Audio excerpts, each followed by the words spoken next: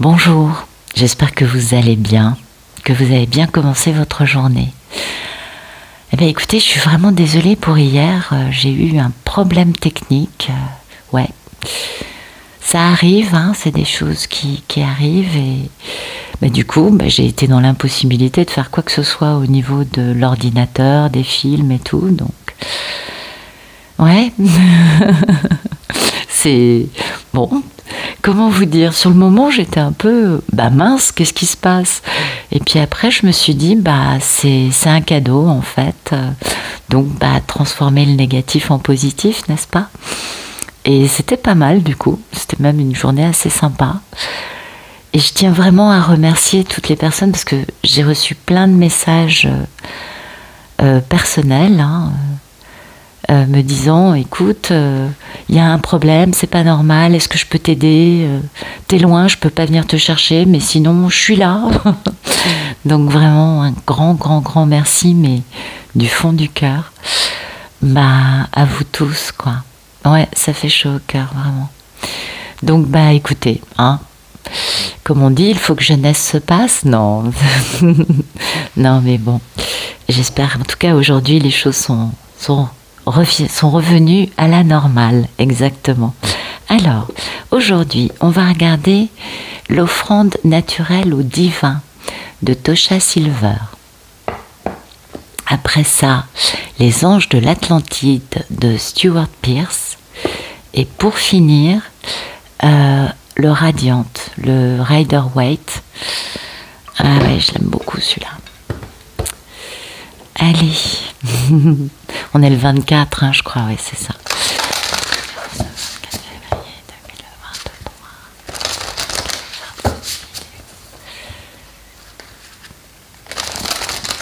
2023.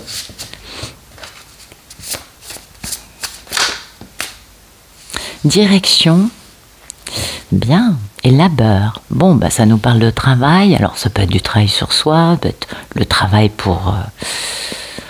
le travail professionnel, ça peut être le travail sur beaucoup de choses, je pense. Alors, le labeur. Je suis désormais libre de recevoir tous ceux qui peuvent bénéficier de mon labeur. Utilise-moi pour apaiser la souffrance sur cette terre. Que tous ceux qui ont besoin de moi me trouvent. Le divin est ma source ultime de prospérité et il pourvoira. Je vous montre la carte quand même, elle est super belle. Le labeur. Écoutez, c'est un très joli message. Notre état d'esprit, c'est je continue mon travail, j'avance. Et si avec mon travail, je peux aider des personnes, eh bien, elles sont les bienvenues. Voilà. Absolument. Et du coup, aujourd'hui, direction. Seigneur, montre-moi la voie à suivre. Donne-moi un signe ou un miracle qui m'indiquera la bonne direction. Puissé-je détecter les signes que m'envoie mon propre corps et si je m'apprête à m'engager sur la mauvaise voie, je t'en prie, arrête-moi. Oui, ça écoutez, hein, je pense que c'est facile à comprendre.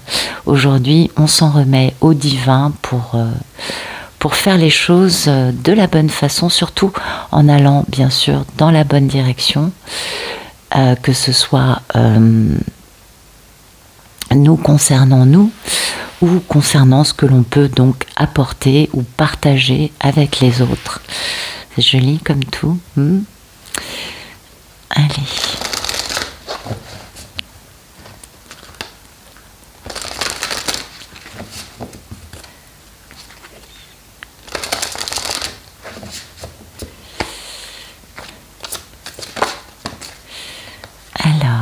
Métatron, la sagesse.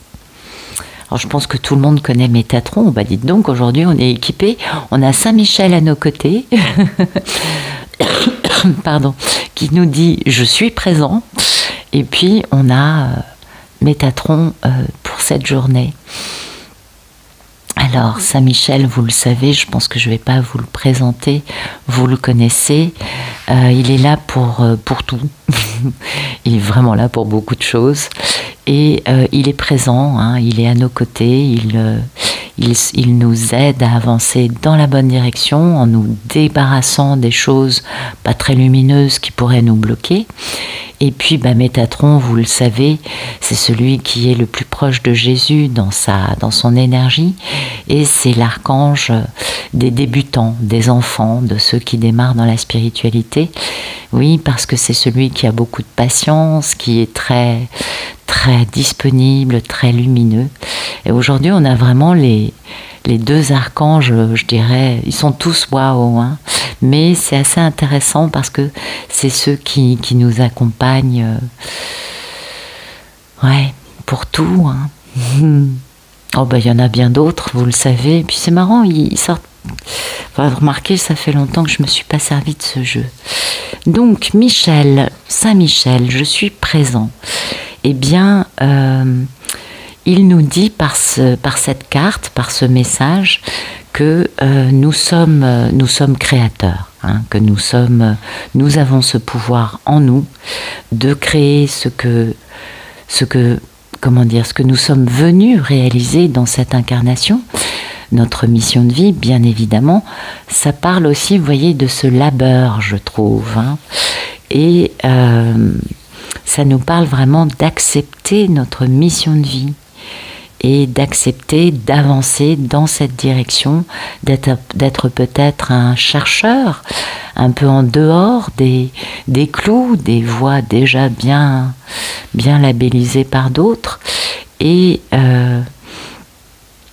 en tout cas, ce qui est certain, c'est que dans cette recherche, on peut se retrouver en effet en dehors et peut-être du coup un peu considérés comme des aliens par d'autres personnes. Peut-être tout simplement parce que eux n'ont pas compris, hein, leur mission à eux. C'est souvent assez basique. Et donc cette carte avec Saint-Michel, elle nous dit que comment vous dire, que c'est à nous, hein, d'accepter et de vivre et d'incarner ce pouvoir que l'on a quand on accepte d'être présent dans notre mission de vie, hein. Et puis aussi de savoir qu'on va réaliser dans notre vie extérieure, bien sûr, tout ce que l'on ressent et ce que l'on vit dans notre vie intérieure. Donc c'est vraiment important. Et de l'autre côté, du coup, pour aujourd'hui, on a la chance d'avoir cette belle sagesse en nous et d'être, comment vous dire, d'être conscient que l'on a une sagesse qui nous appartient, hein, qui nous est propre et qui est, comment vous dire, immuable. C'est un peu ce genre de mot qui me vient à la tête, parce que on a cette sagesse dans cette vie, mais finalement, comme on a accepté, hein, notre mission de vie, notre pouvoir dans cette connexion divine, dans cette acceptation de notre connexion avec notre part divine, et bien du coup, on ressent cette sagesse que l'on a travaillée, découverte, développée, étoffée durant bien des vies, vous voyez. Et de ce fait, bien aujourd'hui, on a un savoir et quelque chose et une sagesse qui sont bien sûr, oui, étoffées. Enfin, ça a beaucoup de valeur. Et ça, cette carte de sagesse, elle nous dit aussi d'accepter simplement, voyez, et d'avoir aussi la sagesse de savoir, donc de ne plus douter, et du coup d'être capable de demander à ce que le divin prenne un peu la direction de notre vie, hein. Je vois aussi un peu ça comme ça. En tout cas, c'est beau, c'est vraiment des beaux messages aujourd'hui. Ouais. Alors, on va regarder des messages plus dans la matière.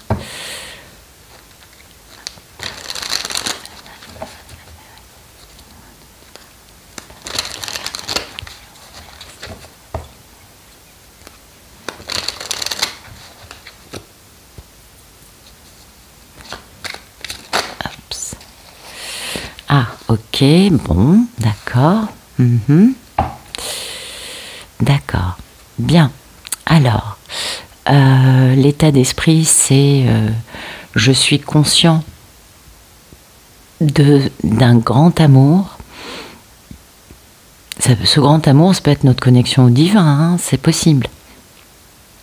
En l'occurrence, c'est plutôt quelque chose... Ah oui, c'est un amour divin, vous voyez, ça vient du ciel. En tout cas, on va peut-être comprendre du coup en quoi et pourquoi on a raté quelque chose et en quoi quelque chose est divin dans une notion d'amour. Alors ça peut nous parler bien sûr d'une relation, mais ça peut aussi nous parler bien sûr de cette connexion que l'on a avec nos merveilleux anges, nos guides de lumière, mais ça nous parle vraiment d'un grand amour. Nous parle aussi de mission de vie, vous voyez, aujourd'hui, et de pouvoir vraiment se reposer, se détendre par rapport à quelque chose qui est assez obsessionnel dans une histoire à deux, et que le succès dans la réalisation de nos rêves va résider dans le fait de prendre son pouvoir pour retrouver son âme sœur. Ok, ouais, c'est intéressant, on va voir s'il y a d'autres messages.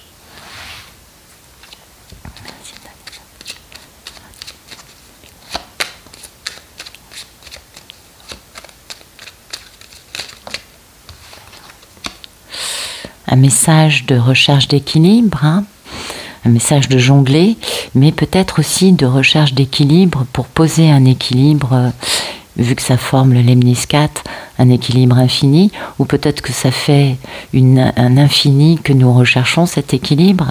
Ça peut se voir dans les deux sens. Ça nous parle de pensées limitantes générées par de grosses défensives, d'être sur ses gardes. Tout cela à cause de peur, de peur concernant des énergies tierces qui touchent un monsieur porté par ses passions, ses pulsions, un leader qui en fait est un empereur. Et vous voyez, il y a vraiment son impératrice à côté de lui, et il y a surtout beaucoup de remords et de regrets d'avoir été autant dans la dualité, dans le conflit et dans la non-acceptation de son impératrice à cause de tout ça. Et du coup, il y a des peurs, il y a des peurs qui génèrent des herses, j'ai envie de vous dire, vous voyez, c'est même plus des défensives, mais oui. Et tout ça, voilà, aujourd'hui, l'état d'esprit, c'est... ça ne marchera jamais, je ne suis pas à la hauteur, je n'y arriverai jamais, que ce soit pour l'un ou pour l'autre des personnes, que ce soit la personne qui est sur ses gardes ou celle qui, face à cela, a des pensées limitantes ou du coup développe aussi, elle, des défensives. Enfin bon, aujourd'hui on jongle un peu, on cherche un nouvel équilibre. Oui. On cherche à poser quelque chose qui tienne, qui dure. On va voir s'il y a d'autres messages. Ouais.